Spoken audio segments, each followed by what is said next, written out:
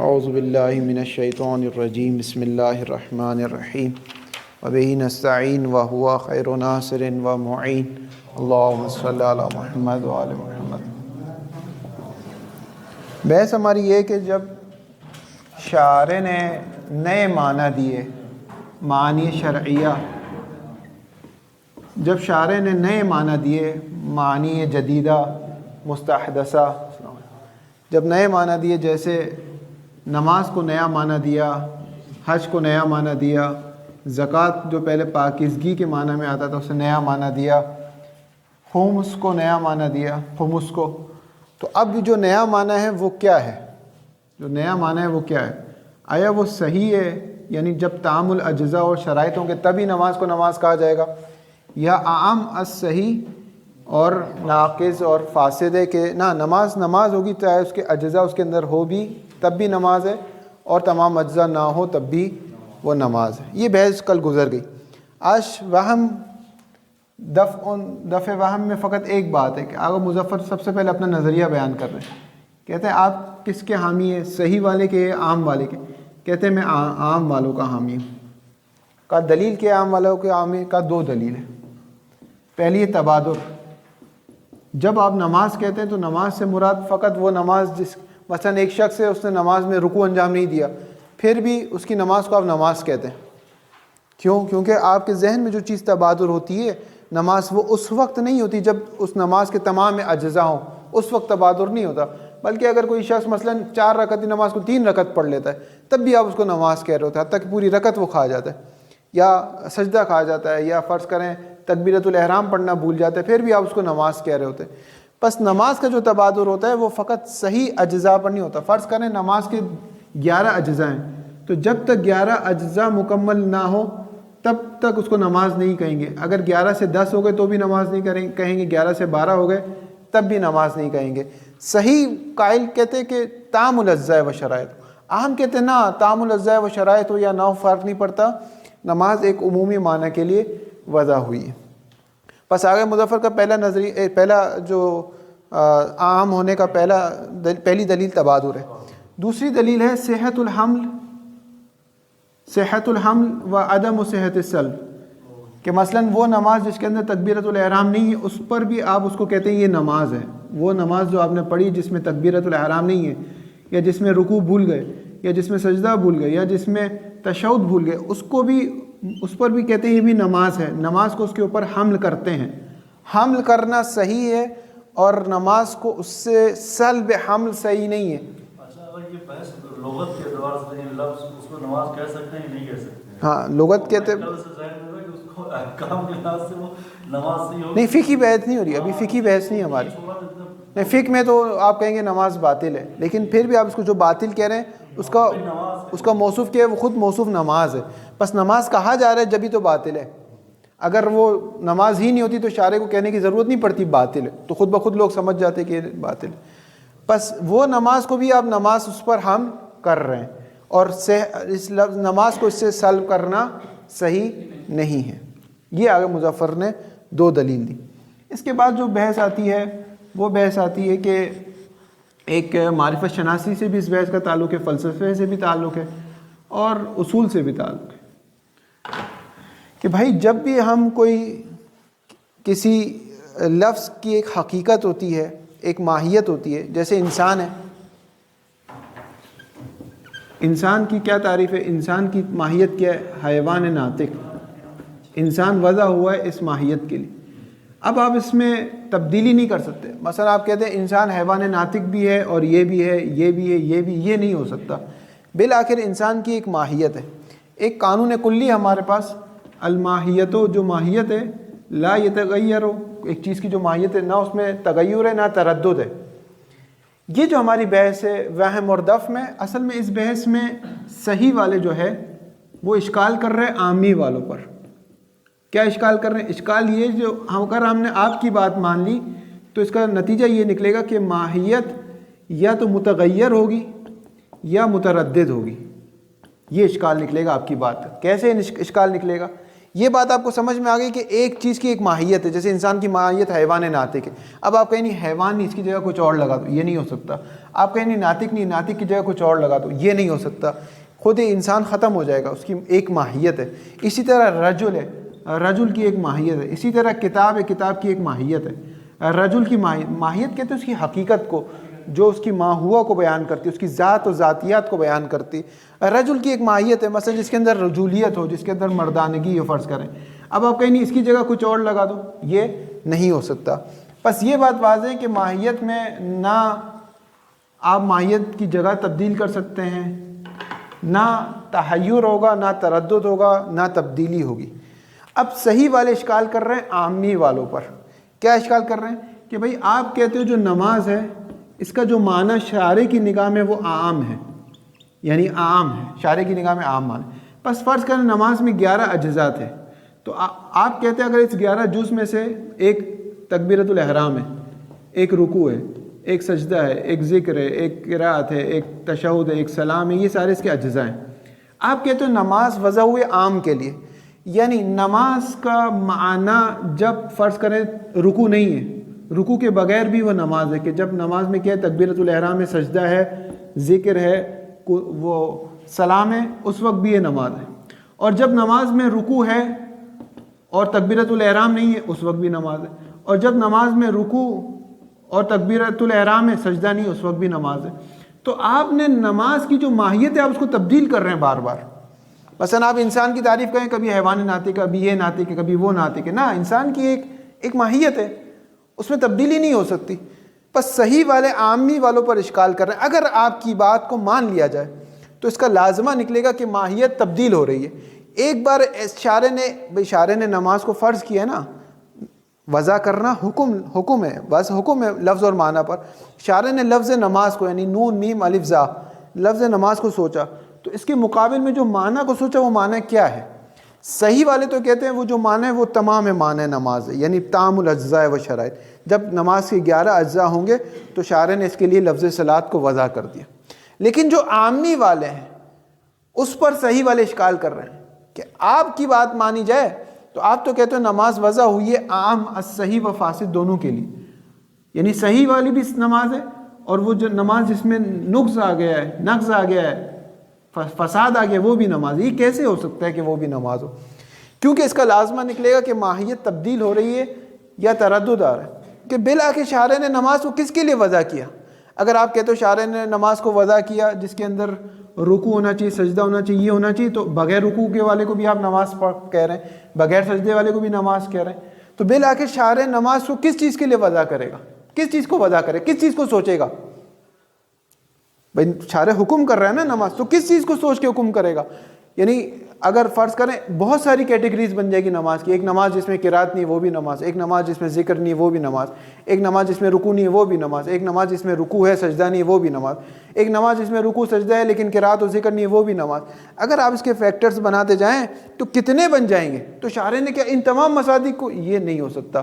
ماہیت جو ہے آپ کیا ہو رہی، متغیر ہو رہی یا متردد ہے. آپ کو یہی نہیں پتہ نماز کی ماہیت کیا ہے. اشکال سمجھ میں آ گیا؟ اشکال وارد ہے. اگر بات صحیح ہے تو اشکال وارد ہے. آگا مظفر میدان میں آتے ہیں، کہتے ہیں کہ اول تو بات ہے ہم تو اس کا جواب دے دیں گے لیکن تم اس کا جواب نہیں دے سکتے. اشکال تو تم نے چھیڑ دیے اور اشکال بڑا اچھا چھیڑا ہے، لیکن ہم اس کا جواب دے دیں گے اور آسانی سے دے دیں گے، لیکن تم اس کا جواب نہیں دے سکتے. وہ یہ نہیں دے سکتے وہ 11 چیزیں کیا ہے یہ بتاؤ ہمیں. کیونکہ جو پانی کے اندر نماز پڑھ ڈوبتے ہوئے وہ بھی نماز ہے جس کے اندر 11 چیزیں نہیں ہیں. جو شخص چلتے ہوئے نماز پڑھا، نماز مستحب آپ چلتے ہوئے پڑھ سکتے، وہ بھی نماز ہے جس کے اندر 11 چیزیں نہیں ہیں. جو شخص وہ 11 چیزیں تم بتاؤ کیا ہے، تم بتاؤ کیا ہے. بہرحال یہاں آگا مظفر نے بحث نہیں کی، صرف ایک لائن میں کہہ دیا کہ اگر ہم نے بحث چھیڑی تو تم اس کا جواب نہیں دے سکو گے.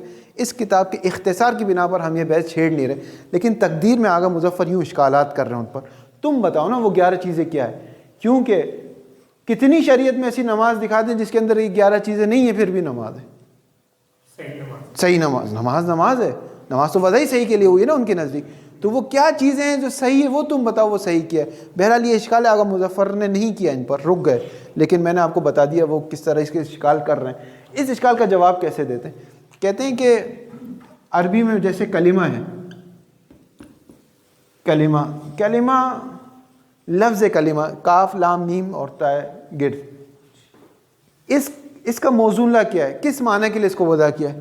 کہ اس کا موضوع اللہ یہ ہے کہ حروف تہجی جیسے 28 یا 29 جو حروف تہجی ہیں، ان حروف تہجی میں سے کوئی بھی دو ہو، کوئی بھی دو ہو یا دو سے زائد ہو، کوئی بھی دو ہو یا دو سے زائد ہو، اس کو کہا جاتا ہے کلمہ ہے۔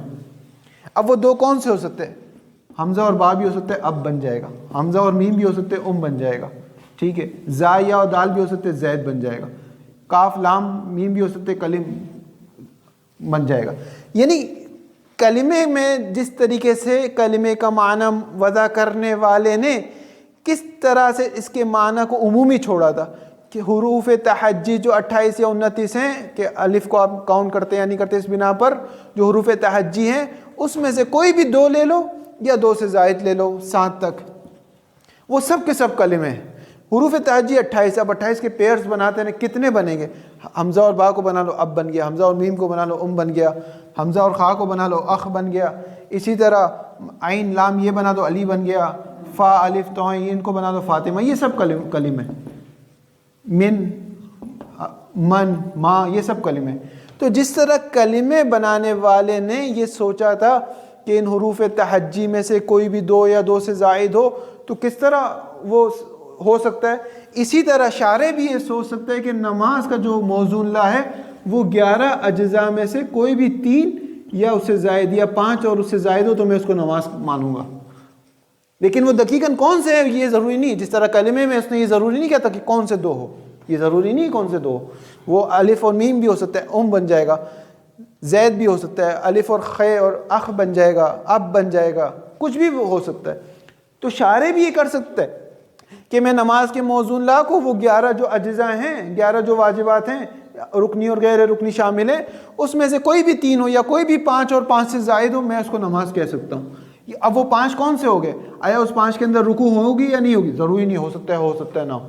آیا ان 5 کے اندر سجدہ ہونا ضروری ہے؟ ہو بھی نہ بھی، اس سے کیا فرق پڑتا ہے؟ شارع نے اس ایک چیز کو مد نظر نہیں رکھا، بلکہ کلی طور پر اس نے کہا کہ ان اجزاء میں سے اگر اتنے ہوں گے تو میں اس سے نماز مانوں گا۔ یہ ہو سکتا ہے، ہم تو جواب دے سکتے ہیں تمہیں جو تم نے اشکال کیا تھا، لیکن تم بتاؤ تم کیا جواب دو گے؟ تمہارے پاس کیا جواب ہے کہ نماز کا موضوع اللہ صحیح جو ہو، جس میں تعامل اجزاء و شرائط ہو، وہ 11 چیزیں کون سی ہے؟ کیونکہ وہ چیز کبھی کبھار مسنگ ہو جاتی ہے۔ مثلا جو شخص ڈوبتے ہوئے نماز پڑھ رہا ہے، اس کو کیا، کون سی وہ کون سا سجدہ کر رہا ہے، کون سا رکوع کر رہا ہے، پھر بھی اس کی نماز ہے۔ مثال کے طور پہ اگر وہ ڈوبتے ہوئے مر گیا تو اس کے رشتہ دار جو ہوں گے، اس کا جو بڑا بیٹا ہوگا، اس کو ضرورت نہیں یہ والی نماز پڑھنے کی، کیونکہ اس نے ڈوبتے ہوئے پڑھ لی تھی، اس کی قضا کرنے کی ضرورت نہیں، بس اس کی نماز کاؤنٹ ہو رہی ہے شارع کے نزدیک۔ تم بتاؤ وہ نماز کے اجزاء کیا ہے؟ ہم نے تو بتا دیا کہ اس طرح ہو سکتے ہیں، کہ اس طریقے سے ہم اس اشکال سے باہر آ گئے، اس اشکال کو صحیح سمجھتے ہیں، یعنی صغرا کو صحیح نہیں سمجھتے، کبرا کو صحیح سمجھتے ہیں، اس بات کو صحیح سمجھتے ہیں آگے مظفر کہ ماہیت میں تبدل اور تغیر ایجاد نہیں ہو سکتا۔ یہ بات تو صحیح ہے، انسان کی ایک ماہیت ہے، رجل کی ایک ماہیت ہے، کتاب کی ایک ماہیت ہے، کتاب کی ماہیت کو تبدیل کریں گے کتاب تبدیل ہو جائے گی۔ اسی لیے ایک بحث آتی ہے، اگر آپ کو دیکھا ہو تو فلسفے میں بھی یہ بحث آتی ہے، تفسیر میں بھی یہ بحث آتی ہے کہ پروردگار متعال نے جو حضرت ابراہیم کے لیے یا نار کونی بردا، اس اے آگ تو بار دو ٹھنڈی ہو جا، تو آگ رہتے ہوئے ٹھنڈی نہیں ہو سکتی، اس کی ماہیت تھی حرارت، اس کی ماہیت میں حرارت ہے۔ تو وہاں شارع نے کیا کیا ہے، دراصل یہاں تفصیلی بحث ہے، آگ رہتے ہوئے ٹھنڈی نہیں ہو سکتی، اگر ٹھنڈی ہو جائے تو دیکھیے آگ نہیں ہے، ٹھیک ہے، آگ کا لازمہ ہے، بلکہ اس کی ذات و ذاتیات۔ مثلا شارع مقدس بھی دو کو یہ نہیں کہہ سکتا کہ دو جو ہے نا ایون نمبر نہیں آڈ نمبر ہے، یہ نہیں کر سکتا، دو کو زوج سے فرد میں تبدیل نہیں کر سکتا، کیونکہ دو کا لازمی نتیجہ ہے کہ وہ زوج ہے۔ یہاں پر اس کی قدرت پر حرف نہیں آتا، کیونکہ آپ پڑھیں گے کہ جو کتابیں آپ نے پڑھی ہوگی کلام میں، باب ہادی عشر ہے یا جو دوسری کلام کی کتاب ہے، اس میں کیا کہا جاتا ہے کہ خود ایک لائن بتا رہا ہوں، اس ایک لائن سے پوری کلام کی بحث حل ہو جائے گی، اس سے آگے بحث نہیں کروں گا۔ صرف ایک بات کی جاتی ہے، ایک ہی ورڈ ہے جس کے اندر سہارے، اس کے اندر حقیقت موجود ہے کہ قدرت کا تعلق ممکنات سے ہوتا ہے، محالات سے نہیں ہوتا۔ قدرت کا متعلق ہمیشہ ممکن، ٹھیک ہے، قدرت کا جو تعلق ہے وہ ممکنات سے محالات سے نہیں. جیسے ایک شخص کہے کہ ایک شخص آپ سے سوال کرے کیا خدا اپنے جیسا کوئی دوسرا خدا بنا سکتا ہے یا نہیں بنا سکتا؟ ٹھیک ہے، اگر آپ کہتے ہو بنا سکتا ہے تو دو خدا ہو گئے. اگر آپ کہتے ہو نہیں بنا سکتا تو اس کی قدرت پر حرف آ رہا ہے. یا خدا ایک ایسا پتھر بنا سکتا ہے جس کو خود نہیں اٹھائے. اگر آپ کہتے ہو بنا سکتا ہے تو اس کا مطلب پھر وہ نہیں اٹھا سکتا، اس کی قدرت پہ حرف آ گیا. اگر آپ کہتے ہو نہیں بنا سکتا اس کا مطلب اس کی قدرت پہ حرف آ رہا ہے. ہاں، تو آپ یہاں کیا جواب دیتے ہیں کہ قدرت کا تعلق ممکنات سے ہے، محالات سے نہیں ہے. خدا اپنے جیسا اگر کوئی خدا بنا بھی لے تو وہ بالآخر ممکن الوجود ہے، وہ مخلوق ہے، یہ خالق ہے. وہ کبھی بھی خالق نہیں ہو سکتا، بالآخر اس کا تو خالق خدا ہی رہے گا. ٹھیک ہے، ہو سکتا ہے پوری دنیا کو بعد میں خلق کر دے، یہ ایک الگ بحث ہے، لیکن بالآخر خالق رہتے ہوئے جس کو خلق کرے گا وہ خالق نہیں ہو سکتا، وہ مخلوق ہوگی اس کی. آپ کہیں نہیں یہ بھی خالق ہو، یہ نہیں ہو سکتا. کیوں نہیں ہو سکتا؟ محال ہے. آپ کہیں محال، قدرت کا تعلق محالات پر نہیں آتا.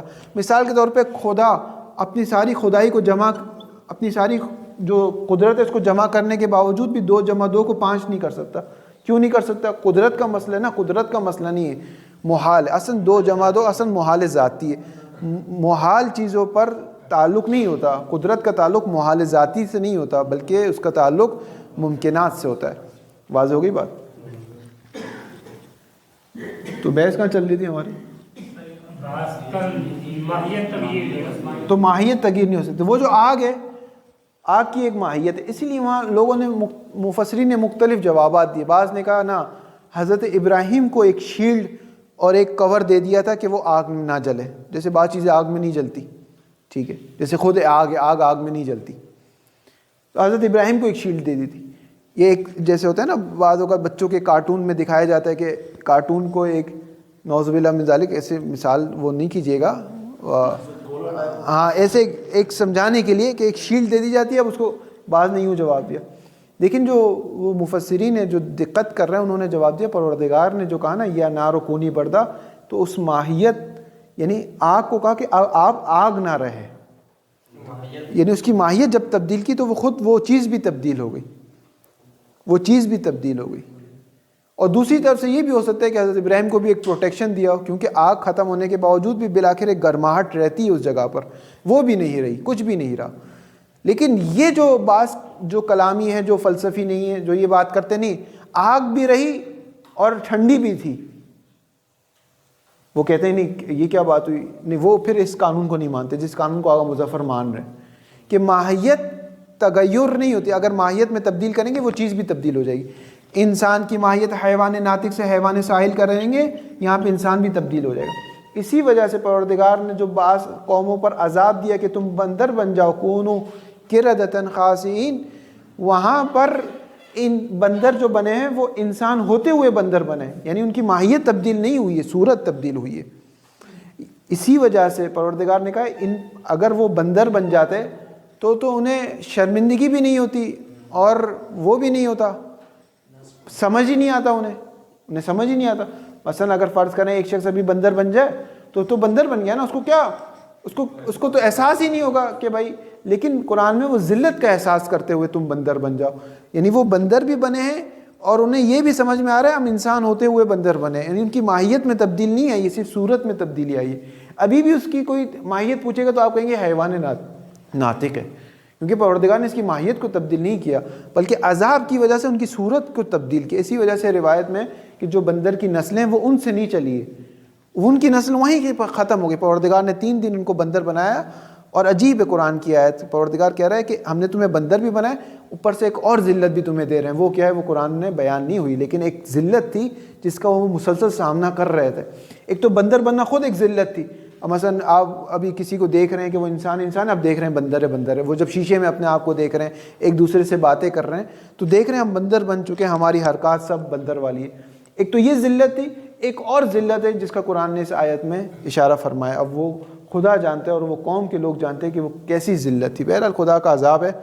اور یہ بھی روایت میں کہ خدا کی سنت نہیں تبدیل ہوتی، قرآن کی آیت بھی ہے کہ سنت تبدیل نہیں ہوتی لیکن مصادیق تبدیل ہوتے ہیں. آج بھی اگر پروردگار کسی قوم کو عذاب دے گا تو ذلت آئے گی اس کے مقدر میں، ہو سکتا ہے بندر کی شکل میں نہ ہو، کسی اور شکل میں ہو جائے، یہ ہو سکتا ہے. تو وہ اسی لیے جو اقوام کا جب بہرحال بحث ہماری پتہ نہیں کہاں جا رہی، جب کسی بھی قوم کا مطالعہ کریں تو قرآن جو بار بار کہہ رہا ہے کہ اس میں تمہارے لیے عبرت ہیں، تو یہ دیکھو وہ غلطیاں جو اس قوم نے کی تھی وہ غلطیاں تم نہ کرو، ورنہ وہ عذاب جو اس پر آئے گا وہ عذاب تم پر بھی آئے گا، اگرچہ عذاب کی شکل و صورت میں تبدیل ہوگی لیکن حقیقت عذاب وہی رہے گا۔ یعنی ذلت کا سامنا تمہیں بھی کرنا پڑے گا، ہو سکتا ہے وہ کسی اور ذلت میں تھے، تم کسی اور، بہرحال بحث جو ہے نا۔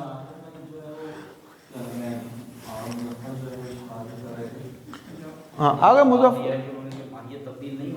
مظفر اس بات کو مانتے ہیں، ہاں ماہیت کو تبدیل نہیں ہونا چاہیے، تغیر نہیں ہونا چاہیے ماہیت میں، لیکن ہم ماہیت میں تبدیل نہیں کر رہے، ہم کہہ رہے ہیں نماز کی ماہیت کیا ہے، یہ ہو سکتا ہے جس طرح کلمے کی جو ماہیت تھی، کلمے کی حقیقت کیا تھی، کوئی بھی 2 ہو، اسی طرح نماز میں شارع کہہ سکتے ہیں ان 11 میں سے کوئی بھی 5 ہو، یہ ہو سکتا ہے، لیکن دقیقاً وہ کون سے 5 ہے یہ بیان کرنا ضروری نہیں کہ آپ کہیں کہ ایک بار رکوع ہے تو بھی نماز ہے، رکوع نہیں ہے تو بھی نماز ہے، ہاں ہو سکتا ہے، کیا مسئلہ ہے؟ کہ شارع نے رکوع کو اہمیت نہیں دی، بلکہ جس طرح کلمے میں کہا کہ کوئی بھی 5 ہو، اب کلمے میں جیسے کوئی بھی 2 ہو تو وہ الف اور بے بھی ہو سکتے ہیں، الف اور میم بھی ہو سکتے ہیں، کاف اور لام بھی ہو سکتے ہیں، عین لام یا بھی ہو، میم نون بھی ہو سکتے ہیں، کوئی بھی ہو سکتے ہیں، فرق نہیں پڑتا۔ بات واضح ہو گئی؟ شہید نے یہ بحث غالباً نہیں چھیڑی شہید نے حلقہ ثانیہ میں، ہاں یا چھیڑی تو ابھی میرے حضور ذہنی نہیں ہے۔ ہاں یہ سب اس کی مصادیق ہے۔ المختار فی المسألۃ، یعنی وہ چیز الذی یختار، وہ چیز جس کو اختیار کیا گیا ہے، فی المسئلہ، المختار اس میں فاعل اور اس میں مفعول ایک ہی ہوتا ہے۔ اذا عرفت ما ذکرنا من المقدمات، اگر آپ نے جان لیا اس چیز کو جس کو ہم نے ذکر کیا تھا، من بیان کر رہا ہے وہ کیا، من المقدمات، اگر مقدمات کو آپ نے جان لیا، فالمختار عندنا هو الوضع للعام، تو ہمارے لیے جو چیز ہم نے جو چیز کا اختیار کیا ہے وہ یہ کہ جو چیز وضع ہوئی ہے، معنی شرعیہ، جن لفظ جس معنی کے لیے وضع ہوئے وہ معنی عام کے لیے وضع ہوئے، یعنی عام الصحیح و فاسد۔ والدلیل مبتدا التبادر خبر، دلیل کے تبادر ایک دلیل، دوسری دلیل وعدم الصحت السلب عند عن الفاسد، نماز فاسد کو بھی نماز سلب نہیں کر سکتے، آپ کو اس کو بھی کہنا پڑے گا یہ نماز ہے لیکن باطل ہے، لیکن فاسد ہے، بس نماز بھی اس سے سلب نہیں ہو رہی۔ وہما امارت الحقیقت، ہما کا اشارہ جا رہا ہے تبادر اور عدم الصحت کی طرف کہ یہ دونوں امارتا، امارت یعنی علامت، یہ دونوں علامت ہے کس کی، حقیقت کی، نون حذف ہو گیا مضاف سے، امارتان تھا امارت ہو گیا، امارت الحقیقت، یہ دونوں علامت حقیقت کی، کما تقدمہ جیسا کہ بحث میں گزر گیا، علامت حقیقت اور مجاز کی بحث میں گزر گیا۔ وہم و دفن، ایک وہم ہے اور اس وہم کا توہم کا دفع ہے۔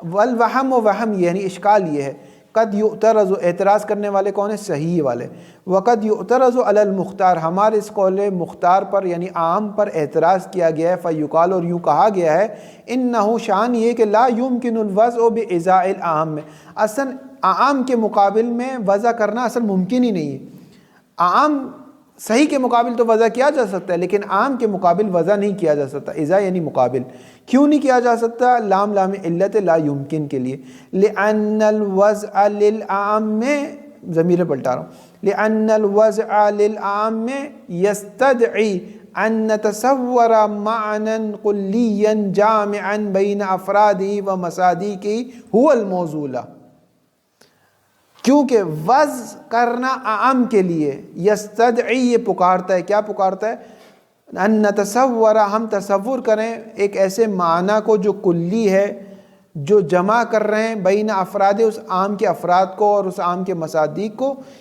کہ یہ جو جامع معنی ہے، هو الموضوع له، یہ اصل میں اس کے لیے موضوع لا ہے۔ مثال کے طور پہ نماز ہے، نماز کو صحیح والے اشکال کریں عام والوں پر، عام والوں پہ اشکال کریں کہ نماز کے لیے کیا معنی لاؤ گے، وہ کون سا ایک ایسا جامع معنی لاؤ گے جو نماز کی ساری کنڈیشن میں پورا اترتا ہو، ایسا کوئی معنی ہے ہی نہیں ہمارے پاس نماز کا، کہ جس کے اندر رکوع ہو تب بھی نماز ہے، رکوع نہ ہو تب بھی نماز ہے، کوئی ایسا جامع معنی نہیں ہے۔ انہ لا یمکن الوضع بازاء العام میں، صحیح والے کہہ رہے ہیں کہ عام کے مقابل اصلا وضع نہیں کیا جا سکتا، نہیں کیا جا سکتا، کیوں نہیں کیا جا سکتا، لأن الوضع للعام میں، کیونکہ عام کے لیے وضع کرنا، نماز عام کے لیے وضع کرنا، یستدعی یہ پکارتا ہے، کیا پکارتا ہے، ان نتصور معنی کلیا، کہ ہم تصور کریں ایک ایسے معنی کو جس کی پہلی صفت یہ کہ وہ کلی ہے، جس کی پہلی صفت یہ کہ وہ جمع کر رہا ہے کس کو؟ بین افراد عام کو، وہ مصادیق عام کو.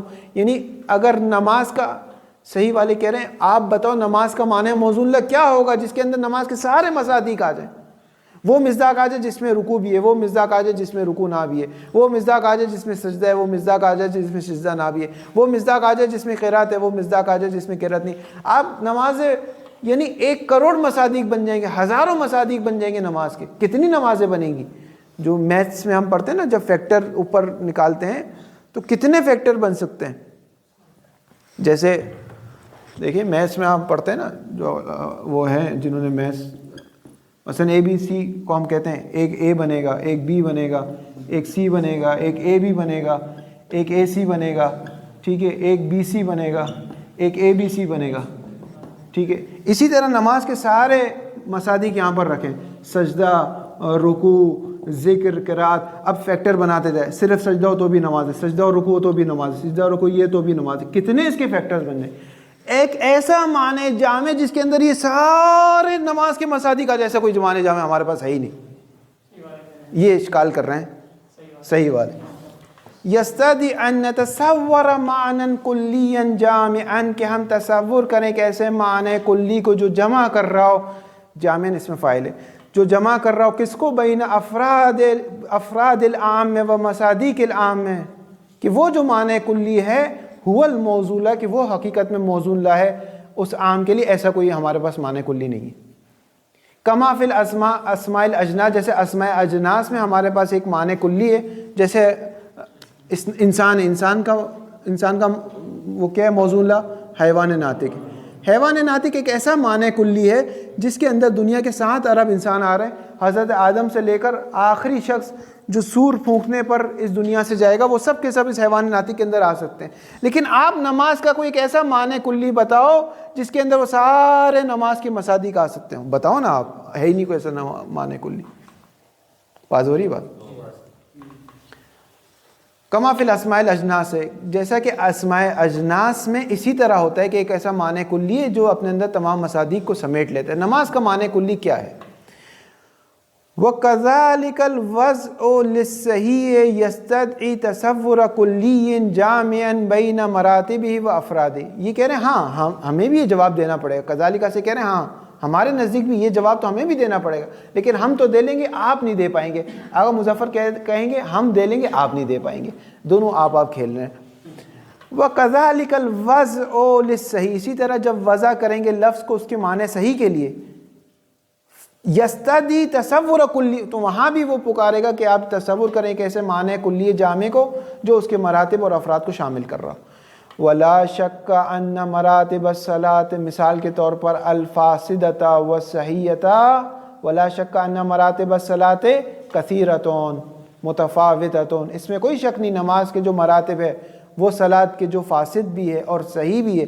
اس کے جب آپ مصادیق کی طرف جائیں گے، کثیرتن بہت زیادہ ہے، متفاوتتن بہت متفاوت ہے. ایک میں رکوع ہے بھی تب بھی ایک میں رکوع نہیں ہے، رکوع سجدہ ہے، ذکر نہیں ہے، ذکر سجدہ رکوع ہے، قرات نہیں، قرات سجدہ رکوع ہے، سلام نہیں، سلام یہ سب ہے، تشہد نہیں.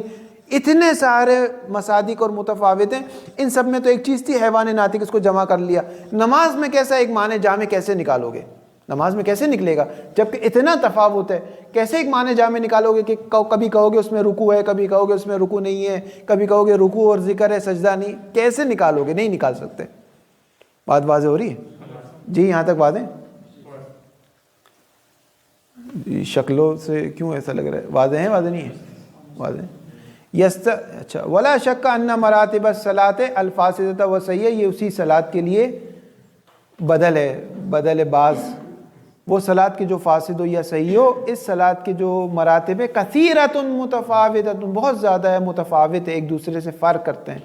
وَلَيْسَ بَيْنَهَا قَدْرٌ جَامِعٌ يَسِعُ وَضْعُ اللَّفْظِ بِإِضَاحِهِ، ان متفاوت اور کثیر مصادیق میں کوئی ایسا قدر جامع نہیں ہے کہ صحیح ہو کہ لفظ کو وضع کیا جائے بِإِضَاحِ ان قدر جامع، اس قدر جامع کے مقابلے میں لفظ کو وضع کیا جائے، کوئی بھی نہیں ہے.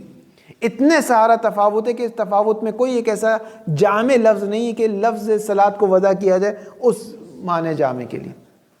واضح ہے؟ عبارت واضح ہو گئی. توضیح ذالک، اگر مظفر کریں ہم ان کے ذالک کا اشارہ اس وہم کی طرف جا رہا ہے، اس وہم کی وضاحت کر رہے ہیں. ان ای جزء من اجزاء الصلاة حتى الارکان اذا فرض عدمه یسع صدق اسم الصلاة علی الباقی بناء علی القول بالعام.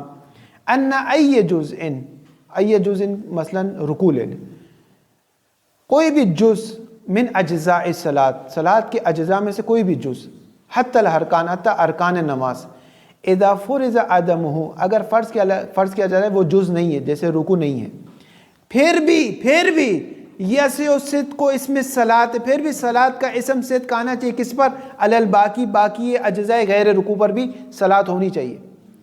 بناء علی القول بالعام، کیونکہ عامی تو یہی کہتے ہیں کہ نماز صدق آتی ہے صحیح پر بھی اور فاسد پہ بھی، بس صحیح کو بھی نماز کہیں اور جب رکوع نہ ہو تب بھی نماز کہیں.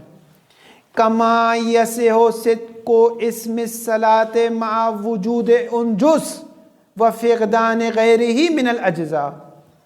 کما جیسا کہ یسع صحیح ہونا چاہیے صدق کو اسم صلاۃ، صحیح اسم صلاۃ کا صدق آنا صحیح ہونا چاہیے کب؟ مع وجود، جب وہ جز ہو. کون سا ہماری مثال میں کون سا ہو؟ رکوع.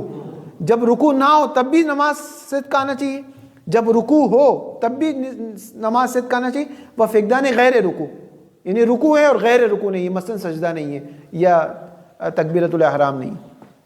بات سمجھ میں آ گئی؟ عبارت واضح ہو گئی. یعنی رکوع ہے وہ فقدان غیر رکوع، لیکن غیر رکوع نہیں ہے، من اجزاء صلاۃ میں سے. وہ علیہ، پس اس بنا پر آپ کی بات کا نتیجہ یہ نکلتا ہے یکون کل جزء مقوما للصلاۃ عند وجودہ غیر مقوم عند عدمہ، کہ ہر جز نماز کے لیے قوام بھی بن رہا ہے جب وہ ہو، اور جب وہ نہیں ہو تو قوام نہیں بن رہا. مثلا آپ حیوان ناطق، ماہیت جو ہوتی ہے اس میں جنس اور فصل دونوں کیا ہوتے ہیں؟ فصل جو ہوتی ہے مقوم ہوتی ہے، اس مقوم نو کو قوام دیتی ہے، ٹھیک ہے، اور اپنی جنس کو کیا کرتی ہے؟ تقسیم کرتی ہے. مقسم میں جنس ہوتی ہے، مقوم میں نو ہوتی ہے. بات منطق میں آپ پڑھ چکے، ابھی وقت نہیں ہے ورنہ میں اور اس پہ وضاحت کرتا. آپ کی جو وہ ہے اذہان اس پر بھروسہ کرتے ہوئے آگے جاؤ. ناطق اگر صرف انسان کی جگہ حیوان لگا دیتے، انسان حیوان ہے تو حیوان تو گھوڑا بھی ہے، حیوان تو گدھا بھی ہے، حیوان تو شیر بھی ہے، بکرا بھی ہے، بکری بھی ہے. کون سا حیوان ہے انسان؟ ناطق نے آ کر قوام بخشا ہے، اس کی حقیقت بیان کی ہے کہ وہ میں اس حیوان کی بات کر رہا ہوں جو ناطق ہے، ٹھیک ہے. اب آگے مظفر یہ کہہ رہے ہیں صحیح والے عام والے پہ اشکال کر رہے ہیں. آپ کی بات کے حساب سے رکوع ایک طرف قوام جب آ رہا ہے تعریف میں، جب قوام دے رہا ہے، اور جب نہیں آ رہا تو قوام نہیں دے رہا، ٹھیک ہے. دیکھیں عبارت، وَعَلَيْهِ يَكُونُ كُلُّ جُزٍ، ہر جز مقوما للصلاۃ، صلاۃ کے لیے مقوم، یعنی جز ماہیت ہے، مقوم للصلاۃ ہے. کب مقوم صلاۃ ہے؟ عند وجودی، جب وہ جز ہے. اور ہر جز غیر مقوم للصلاۃ، نماز کے لیے مقوم نہیں ہے. کب؟ عند عدمہ، جب وہ جز نہیں ہے، جب بھی صلاۃ کہا جا رہا ہے. پس وہ جز مقوم ہے بھی اور مقوم نہیں بھی ہے. جب ہے تو مقوم ہے، جب نہیں ہے تو مقوم نہیں ہے. فَيَلْزَمُ، پس کا لازمہ کیا نکلتا ہے؟ التبدل فی حقیقت الماہیت. آپ حقیقت ماہیت میں چھیڑ خانی کر رہے ہیں، آپ حقیقت ماہیت کو تبدیل کر رہے ہیں. ایک بار کہتے ہیں ماہیت یہ ہے جس میں رکوع ہے، ایک بار کہتے ہیں نماز کی ماہیت یہ ہے جس میں رکوع نہیں ہے. ایک بار ماہیت کہتے ہیں وہ ہے جس میں سجدہ ہے، ایک بار ماہیت کہتے ہیں وہ ہے جس میں سجدہ نہیں. یہ کیا ماہیت میں تبدل ایجاد کر رہے ہیں. بل ترقی ہے، بلکہ نہ صرف تردد ایجاد، بلکہ نہ صرف تبدل ایجاد کر رہے ہیں بلکہ تردد ایجاد کر رہے ہیں. کہ آپ کو یہی سمجھ میں نہیں آ رہا کہ ماہیت ہے کیا، یا یہ ہے یا یہ ہے یا یہ ہے یا یہ. اب یوں بات کریں گے، اب یوں کہیں گے نماز کی ماہیت یا وہ ہے جس میں رکوع ہے، یا وہ ہے جس میں رکوع نہیں ہے سجدہ ہے، یا وہ ہے جس میں، یعنی انسان کی ماہیت یا وہ حیوان ناطق ہے، یا یہ یا یہ یا یہ. تردید ماہیت ہی بتاتے کہ آپ کو ماہیت ہی نہیں معلوم کیا ہے. مثلا انسان کا پتہ ہی نہیں ہے، مثلا کوئی پوچھے انسان کی، آپ کہ شاید حیوان ناطق ہے یا حیوان یہ یا حیوان یہ، اس کا مطلب آپ کو نہیں معلوم. بات واضح ہو رہی نہیں ہو رہی؟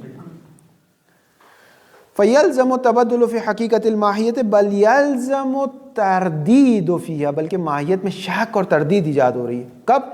عند وجود تمام الاجزاء، جب تمام اجزاء پھر بھی تردید ایجاد ہو رہی ہے. آیا یہ وہی ماہیت ہے کہ آیا یہاں پر رکوع مقوم ہے یا مقوم نہیں ہے؟ کیونکہ ایک جگہ آپ نے مقوم بنایا، ایک جگہ مقوم نہیں بنایا. لأن أي جزء جیسا کہ رکوع منها اس صلاۃ میں سے لو فرض عدمه يبقى صدق الاسم على حاله، کیونکہ کوئی بھی جز لے لیں اس نماز میں سے، اگر فرض کر لیں وہ جز نہیں ہے، جیسے رکوع نہیں ہے، تب بھی اس میں صلاۃ صدق ہے اس حالت میں بھی. وَكُلٌّ مِّنْهُمَا أَيَّ التَّبَدُّلِ وَالتَّرْدِيدِ فِي الْحَقِيقَةِ الْوَاحِدَةِ غَيْرُ مَعْقُولٍ. اور تبدل یا تردید ان دونوں میں سے جو چیز ایجاد ہو رہی ہے، اگر تمام اجزاء ہو تو تردید ایجاد ہو رہی ہے، اگر بعض جز نہ ہو بعض ہو تو تبدل ایجاد ہو رہا ہے. صحیح والے عام والوں پہ اشکال کر رہے ہیں، آپ کی جو بات ہے اس سے تردید اور تبدل ایجاد ہو رہا ہے. اور کل منہما ان میں سے ہر ایک کیا ہے؟ غیر معقول، معقول نہیں ہے. درمیان والی عبارت بریکٹ میں آ جائے گی، یعنی ہر ایک کیا، ہر ایک سے مراد ہماری تبدل و تردید ہے. فی الحقیقت الواحدہ، ایک حقیقت میں، ایک ماہیت میں، ایک حقیقت میں یہ نہیں ہو سکتا یا تبدل ہو یا تردید ہو، بلکہ ماہیت کو ایک رہنا چاہیے. اس تعلیلی ہے. از ان کل ماہیت، کیونکہ ہر ماہیت تفرض، وہ ماہیت جو فرض کی جاتی ہے، لابد ان تکون متعینۃ فی حد ذاتیہ، ضروری کہ وہ متعین و معلوم ہو، تعین شدہ ہو اپنی ذات میں. وَإِنْ كَانَتْ مُبْهَمَةً مِنْ جَهَةِ تشخصاتها الفردیت، اگرچہ وہ اپنے تشخص فردی میں مبہم ہو. مثال کے طور پر انسان کی ماہیت کیا؟ حیوان ناطق اپنی ذات میں مکمل ہے، لیکن تشخص فردی کیا؟ مثلا زید کی کیا ماہیت؟ زید کی ماہیت اس وقت پتہ چلے گی جب تمام زید کب پیدا ہوا، کب مرا، کیا کون باپ ہے کون ماں ہے، یہ نہیں پتہ چل رہی، اس کے افراد نہیں معلوم چل رہے. لیکن انسان کی ماہیت معلوم ہو گئی کہ حیوان ناطق ہے. اس کے شخص فردی کی معلومات اگرچہ اس میں ابہام ہو سکتا ہے، اس میں مسئلہ نہیں، لیکن کم از کم اس کی خود اس ماہیت میں ابہام نہیں ہونا چاہیے. مثال کے طور پر پہلے یہ بات سمجھ لیں، جیسے رجل ہے، رجل کی ماہیت آپ کو پتہ ہے، اگرچہ فرد خارجی کی تشخص سے فردی کا معلوم نہیں چل رہا، وہ ایک الگ بحث ہے، لیکن خود رجل کی ماہیت واضح. خود نماز کی ماہیت آپ کے نزدیک واضح نہیں ہے، یہ کہہ رہے ہیں فی حد ذاتہا میں واضح نہیں ہے. کہہ رہے ہیں از ان کل ماہیت تفرض، ہر وہ ماہیت جس کو فرض کیا جاتا ہے، لابد ان تکون الماہیت متعینۃ، ضروری ہے کہ وہ ماہیت متعین و معین شدہ ہو. کس میں؟ اپنے افراد میں. کہہ رہے ہیں اپنے افراد نہیں، فی حد ذاتیہ، خود اس چیز کی ماہیت معلوم ہو. وَإِنْ كَانَتْ انہیں وصلی ہے، وَإِنْ كَانَتْ مُبْحَمَةً مِنْ جَهَةِ تَشَخُّصِهَاتِهَا الْفَرْدِيَّةِ، تشخصات حل فردیت ہے، اگرچہ اپنے تشخص فردی میں نہیں معلوم. مثلا اگر آپ کو کہ زید کا تشخص فردی کیا ہے، اگرچہ فلسفے میں بات آئے گی کہ ہر چیز کا تشخص فردی اس کا وجود ہے، اس کی ماہیت نہیں ہے. اب کیوں ہے یہ بہرحال کبھی فلسفی بحث. مثلا کہتے ہیں کہ زید کا تشخص کب حاصل ہوگا؟ زید کا تشخص آپ مثال کے طور پہ کوئی کہتے ہیں میرا تشخص، مثلا میں یہاں پہ جو آپ سے گفتگو کر رہا ہوں، یا آغا نقی ہے یا آغا حسن ہے، یا ان کا تشخص کیسے حاصل ہوگا؟ ان کا نام، ان کا ولادت، ان کا ابھی والد کا نام، یہ ابھی کہاں پر کھڑے ہوئے ہیں، زمان، مکان، یہ اتنا سب کچھ لے آئیں تو سمجھ میں آ جائے گا. مثال کے طور پہ کوئی امام علی کا تشخص، امام علی کا تشخص میں کہتا ہوں پیغمبر کے وصی ہیں، بی بی زہرا کے شوہر، امام حسن امام حسین کے والد ہیں، اتنے شہادت ہوئی 40 ہجری میں شہادت، یہ شہید کر جو قاتل ہے وہ اتنے ملجم، انہوں نے غزوہ بدر، احد، ان سب کے امام فاتح تھے. ٹھیک ہے، یہ سب کیا ہے؟ تشخص فردی ہے. اس ماہیت حیوان ناطق کا تشخص فردی، ایک فرد کا تشخص ہے. یہ سارے قید کے بعد آپ کو معلوم ہو جائے گا کس کی بات ہو رہی ہے؟ امام علی کی بات ہو رہی ہے. حیوان ناطق میں تشخص فردی کی جیسے مبہم ہوتا ہے، اب تشخص فردی تو نہیں ہوتا اس میں، لیکن فی حد ذاتیہ روشن ہوتا ہے کہ انسان کیا ہے، اگرچہ اس کے ایک مصداق ابھی وہ اس میں مبہم ہے. واضح؟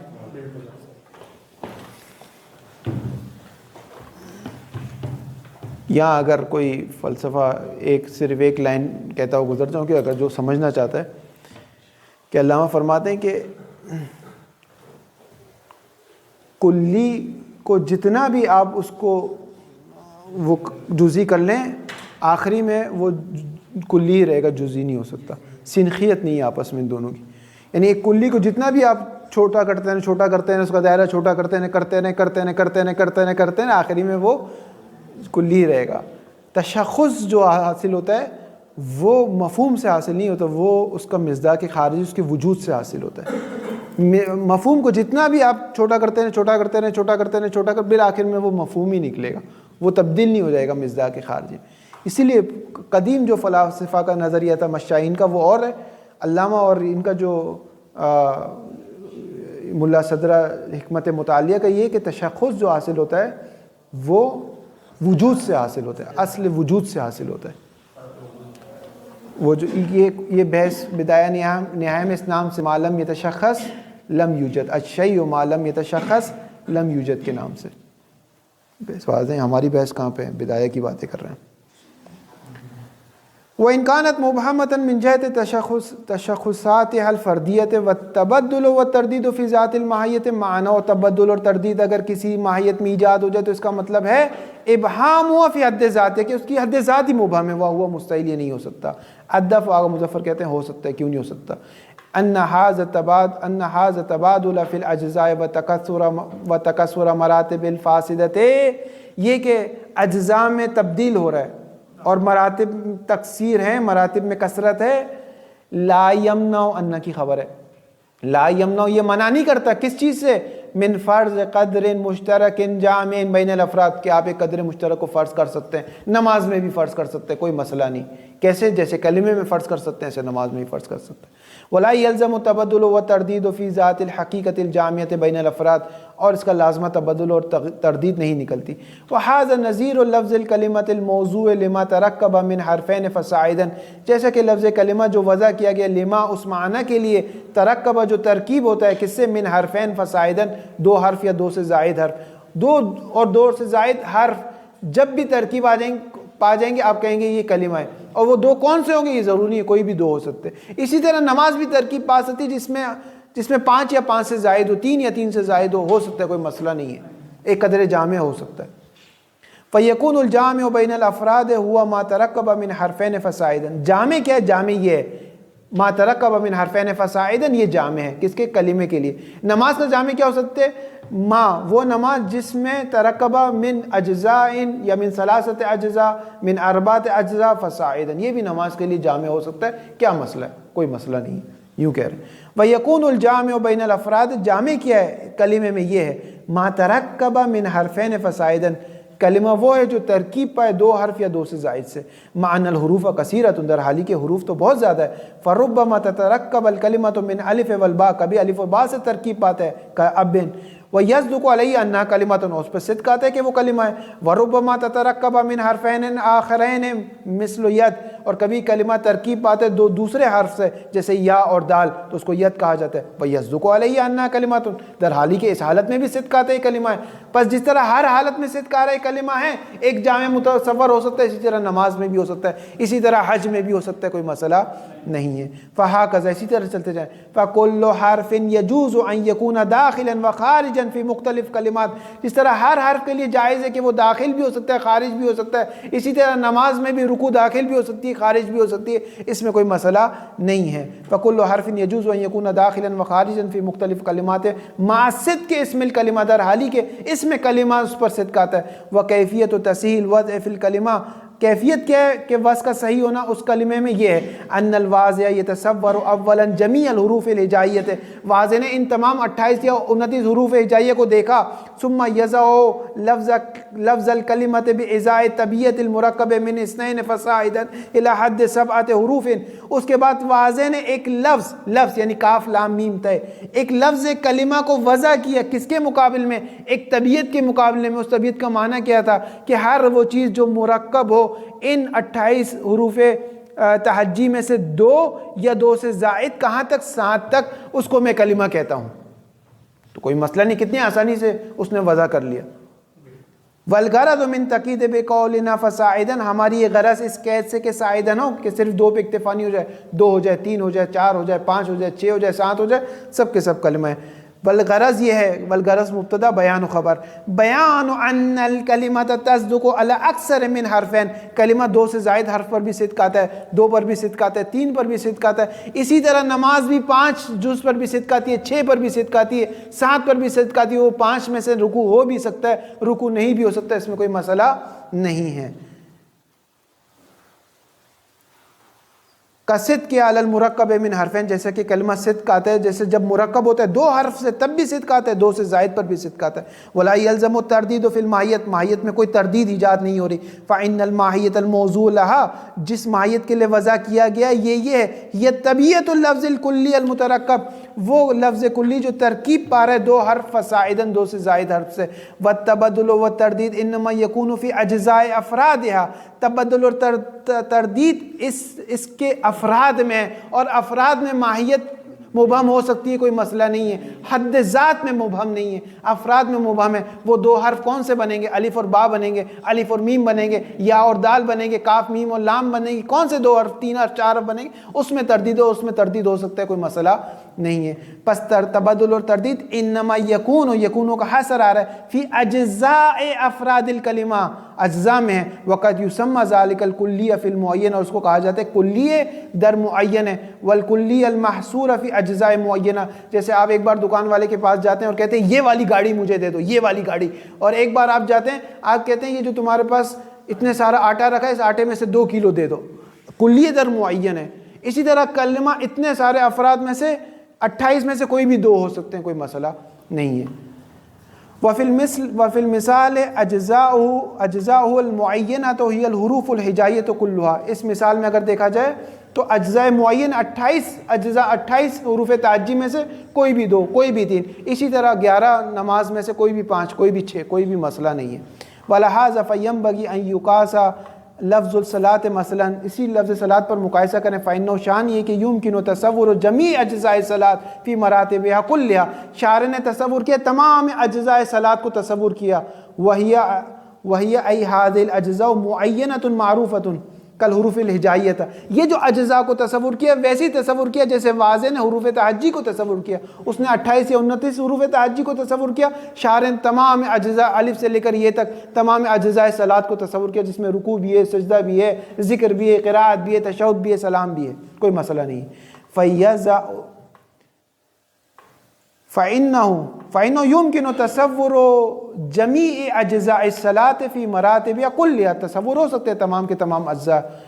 وہی یہ جو اجزاء معینۃ معروفۃ، یہ تمام کے تمام معروف ہے، جس میں تکبیرۃ الاحرام سے لے کر سلام تک سارے کے سارے اجزاء کالحروف الہجائیہ. فیضع اللفظ، پس شارح نے لفظ کو وضع کیا بإزاء طبیعت، اس طریقے سے طبیعت بنا سکتا ہے.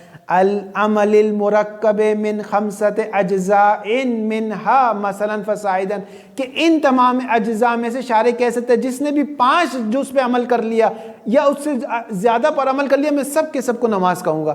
پس ایک شخص صرف اشارے سے یوں کر رہا ہے یا صرف اللہ اکبر تکبیرۃ الاحرام کہہ رہا ہے تو ہو سکتا ہے وہ نماز نہ ہو. لیکن شارح ایک یہ کہ جیسے کلمے میں اگر ایک شخص کہہ رہا ہے الف، تو الف کلمہ نہیں ہے، حروف تعجی ہے. تو شارح یہ کہہ سکتے ہیں کہ تمام اجزاء میں سے کوئی بھی 5 جز ہو یا اس سے زیادہ ہو، 5 بھی سمجھانے کے لیے، 4 ہو اس سے زیادہ ہو، 3 ہو اس سے زیادہ ہو، میری نگاہ میں وہ صلاۃ ہو سکتا ہے، یہ کہہ سکتے ہیں. اور تبدل ماہیت میں ایجاد نہیں ہو رہا، نہ تغیر ایجاد ہو رہا ہے. واضح ہو رہی بات؟ فعند وجود تمام الاجزاء، تو تمام اجزاء اگر کسی کی نماز میں مثلا اگر بہجت نماز پڑھے سارے اجزاء صحیح طرح یصدق علی المرکب انہ صلاۃ، تو اس کو بھی نماز کہا جائے گا. وعند وجود بعض اجزاء، اگر بعض اجزاء ایک شخص ڈوبتے ہوئے نماز پڑھ رہا ہے، ولو 5، اگرچہ 5 ہے، علی الاقل ہماری مثال میں تقدیرا علی الفرض، یہ بھی فرض کی بنا پر ہے، ضروری نہیں شارح نے 5 رکھے ہو. یصدق اسم الصلاۃ ایضا، تو اس کو بھی نماز کہا جائے گا. بل سے آگا مظفر ترقی کر رہے ہیں، کہہ رہے ہیں یہ جو اشکال تم نے ہم پر کیا نا، یہ تم پر ہوگا، ہم نے جواب دے دیا، تم جواب نہیں دے سکتے. بل حق ان الذی لا یمکن تصور الجامع فی هو خصوص المراتب الصحیحہ، لیکن مراتب صحیحہ میں وہ جامع کیا ہے تم بتاؤ. تم نہیں بتا سکتے وہ 11 چیزیں کون سی ہے، کیونکہ جس میں 11 چیزیں نہیں ہیں اس کو بھی شارح نماز کہتے ہیں. تم بتاؤ وہ 11 چیزیں کیا. ھذا المختصر لا یسع تفصیل ذلک، یہ مختصر کتاب اس سے زیادہ تفصیل کی حامل نہیں ہے. میں نے آپ کو بتا دیا کہ آگا مظفر ان پر کیا اشکال کرنا چاہتے ہیں. وصلی اللہ علی محمد و آلہ طاہرین.